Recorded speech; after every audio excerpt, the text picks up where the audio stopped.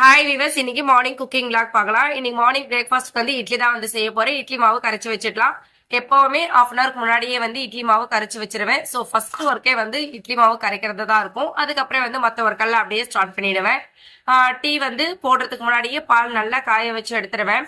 பால் கொஞ்சம் எடுத்து வைக்கிறோம். அதுக்கப்புறம் ஹார்லிக்ஸ் பூஸ்ட் குடிக்கிறவங்களுக்கு தனியா வந்து பால் எடுத்து வச்சுட்டு மீதி இருக்கிற பால்ல தான் வந்து டீ தூள் போடுவேன். சாப்பாடு வந்து வச்சுட்டு இருக்கேன். இன்னைக்கு பிரேக்ஃபாஸ்ட்டுக்கு கடல தேங்காய் சட்னி தான் வந்து செய்ய போறேன். இட்லினாவே ஒண்ணு கடல தேங்காய் சட்னி இருக்கணும், இல்லைன்னா வந்து வேர்க்கடலை சட்னி. இது ரெண்டு இருந்தா மட்டும் தான் வந்து இட்லியே வந்து சாப்பிட பிடிக்கும்.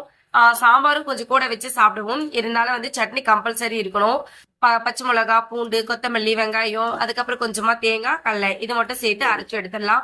இன்னைக்கு சாம்பார் வந்து பருப்பு முருங்கைக்காய் சாம்பார் தான் வந்து வைக்க போறேன். அதுக்காக வந்து குக்கர்ல பருப்பு வந்து வேக வச்சு எடுத்துடலாம்.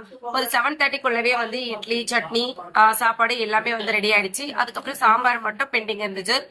இங்கே பருப்பு முருங்கைக்காய் சாம்பார் தான் வந்து வைக்க போறேன். 2 முருங்கைக்காய் வந்து சாம்பாருக்கு வச்சுட்டேன். ஒரு முருங்கைக்காய் மட்டும் எடுத்து அவியலுக்காக வந்து வச்சிருக்கேன். சாம்பார் வந்து நல்லா வந்து கொதிச்சு வந்துடுச்சு. ஃபைனலா வந்து கொஞ்சமா வெல்லம் போட்டு இறக்கிட்டேன். அவியலுக்கு தாளிச்சு விட்டுடலாம். அவியல் செய்து ரொம்ப சிம்பிள். எண்ணெய், கடுகு, வெங்காயம், கருவேப்பிலை, கொத்தமல்லி எல்லாம் போட்டு தாளிச்சு விட்டு முருங்கைக்காயை போட்டு நல்லா வந்து வதக்கி விட்டுடலாம். சால்ட் வந்து கொஞ்சமா தான் ஆட் பண்ணணும்.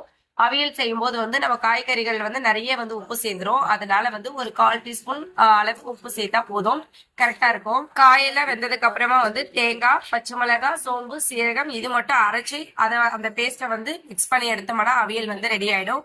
இன்னைக்கு மார்னிங் பிரேக்ஃபாஸ்ட் வந்து இட்லியும் கடல தேங்காய் சட்னி, மதியம் லஞ்சுக்கு ஒயிட் ரைஸ், பருப்பு முருங்கைக்காய் சாம்பார், முருங்கைக்காய் அவியல். இவ்வளவுதான் இன்னைக்கு எங்களோட சிம்பிளான லஞ்ச் மெனு.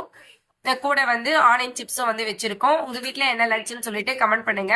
இந்த ஒர்க் எல்லாம் வந்து 8 மணிக்குள்ளவே வந்து முடிஞ்சிச்சு. சமையல் ஒர்க் ஃபுல்லாவே வந்து முடிஞ்சிச்சு.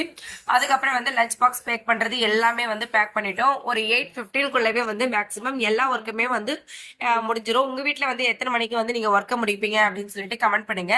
என்னோட சேனல் பிடிச்சிருந்தா சப்ஸ்கிரைப் பண்ணுங்க. தேங்க்யூ.